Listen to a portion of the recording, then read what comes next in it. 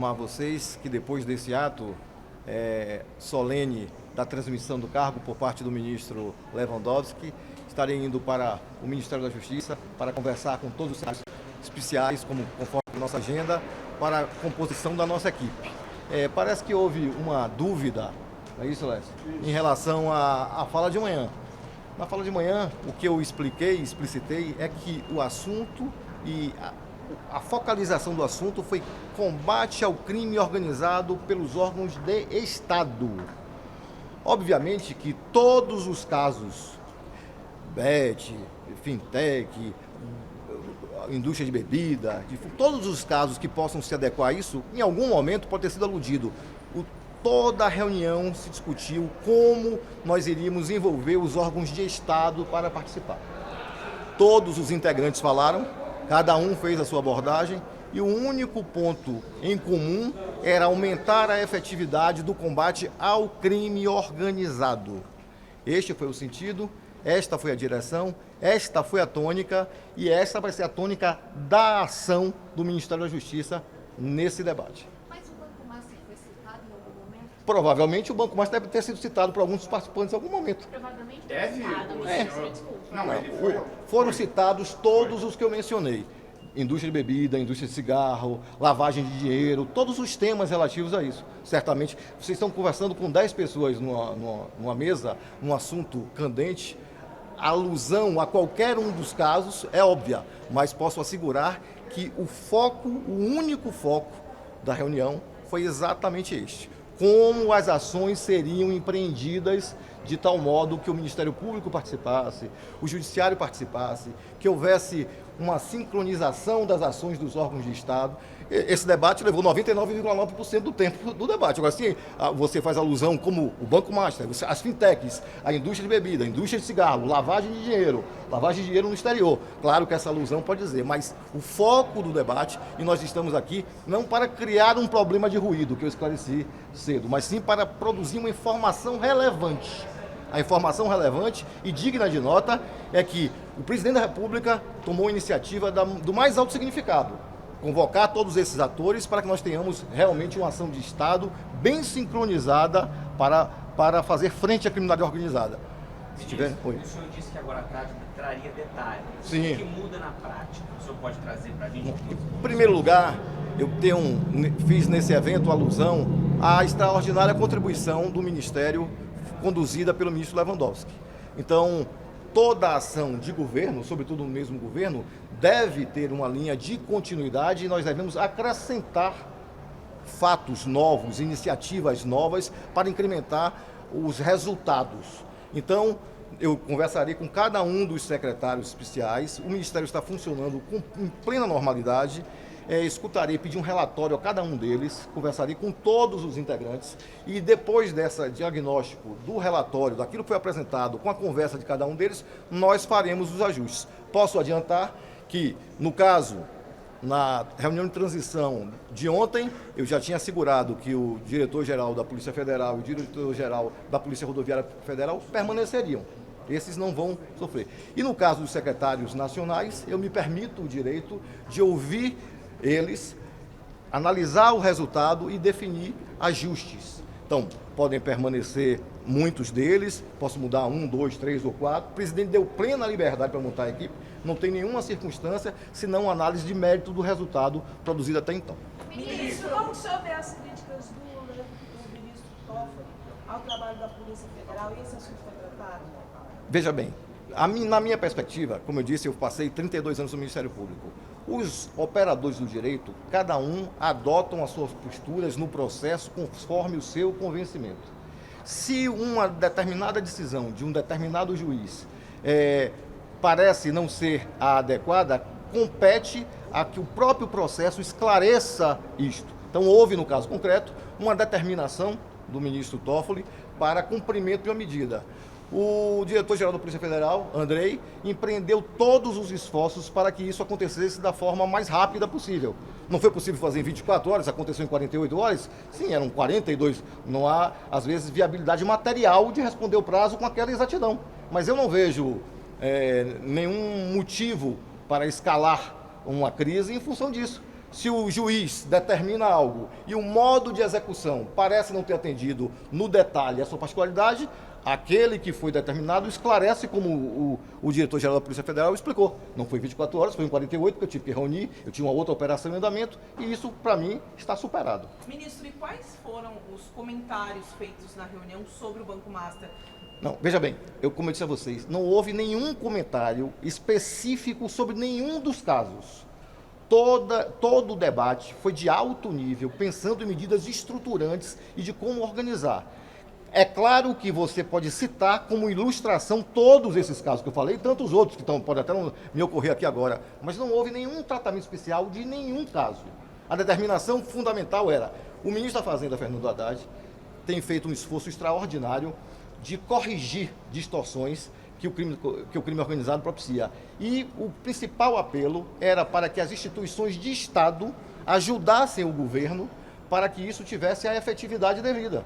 Então, se tal medida não anda com a velocidade desejável, qual o esforço que o Ministério Público pode fazer para incrementar essa velocidade? Então, o Procurador-Geral da República explicou como isso acontecia, respeitando a independência dos promotores.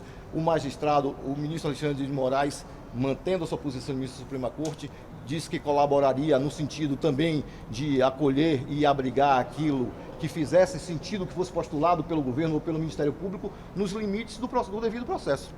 Alguma dúvida a mais? O Senasp e o secretário executivo já sinalizaram que eles não vão ficar na pasta. Já há nomes?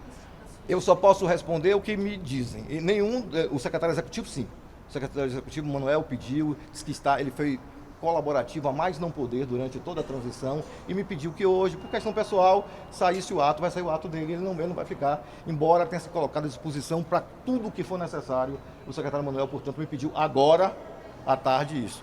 Com o secretário Sarrubo, eu não conversei ainda, é meu colega direto de Ministério Público, eu fui Procurador-Geral de Justiça, ele também, eu no estado da Bahia, ele em São Paulo, e ele é a primeira conversa dessas que eu vou fazer agora. Vou conversar com cada um deles, primeiro para saber quem está motivado para continuar, segundo para analisar o relatório e verificar quais os caminhos, quais os ajustes, ou de pessoas, ou de procedimentos, ou de iniciativas, ou de ênfase.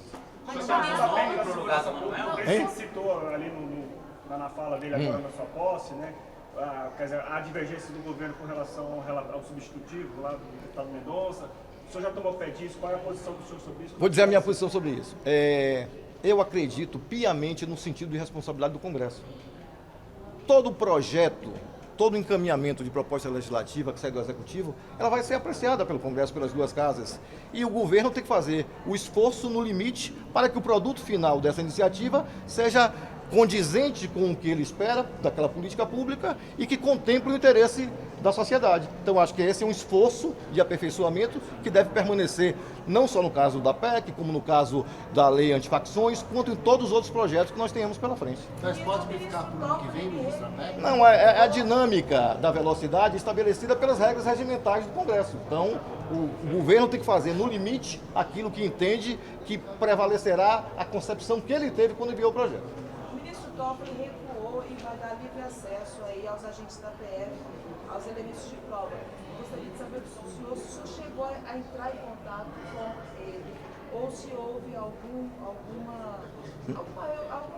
conversa. Não, eu, como tomei posse hoje, a investidura do ministro de Estado é um ato complexo. Minha nomeação tinha saído e a posse aconteceu agora. Eu poderia praticar, como pratiquei, atos de transição. Eu não poderia praticar, antes de hoje à tarde, atos típicos da condição de ministro da Justiça. Agora sim. Por isso eu conversei com todos os ministros da Suprema Corte que me deram a honra de mandar mensagens, felicitações, mas me reservei exclusivamente, até esse período, a essa condição protocolar. Ministro, qual será o foco da sua gestão? É a PEC ou essa integração? O foco da gestão é nós incrementarmos o combate ao crime organizado, buscando recurso, tecnologia e incentivos cooperativos com a federação. Veja bem, nós não podemos ter um projeto de combate à criminalidade sério sem envolver todos esses atores. O parlamento pode ter a sua opinião, é do direito dele buscar aperfeiçoar, divergir sobre uma proposta legislativa, mas o parlamento é uma casa sensível à opinião pública e sempre estará atento a isso. Na medida em que todas as pesquisas de opinião pública demonstram quanto aflitivo é para a população isso, o parlamento vai ter, na hora certa, a sensibilidade correta. E ao governo só cabe reiterar a sua posição e explicitar quais os motivos da sua convicção. Ô ministro, o ex-presidente Bolsonaro está sendo mandado para Papuda. O senhor quer comentar? Eu saí da reunião com o presidente agora, você está tendo... Pode sair a ordem. Bom, então, só vendo a ordem para poder comentar, que eu não vi e não tinha ciência.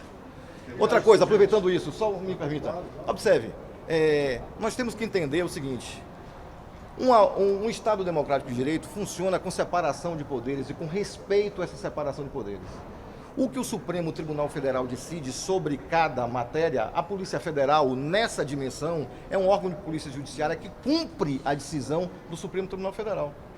Então, nós temos que entender em cada ocorrência, em cada comando, a quem compete o quê.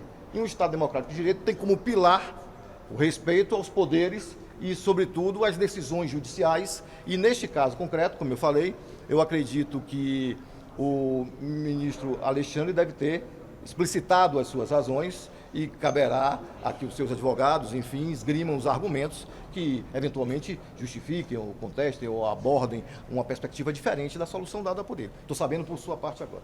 Ministro, o senhor já tem assessor de imprensa? Você está se colocando à disposição? Não. Estou perguntando mesmo. Qual o salário? Qual o salário? Como eu disse, nos atos de transição não tive oportunidade nesse detalhe. Deveria ter sido o primeiro, eu me penitencio. Oi, gente. E a relação com governadores, principalmente governadores de oposição ao governo? Observe, minha nomeação como ministro da Justiça é no sistema presidencialista. É um cargo de confiança do presidente. Por isso, a pauta tem que ser a referência, o que o presidente defende.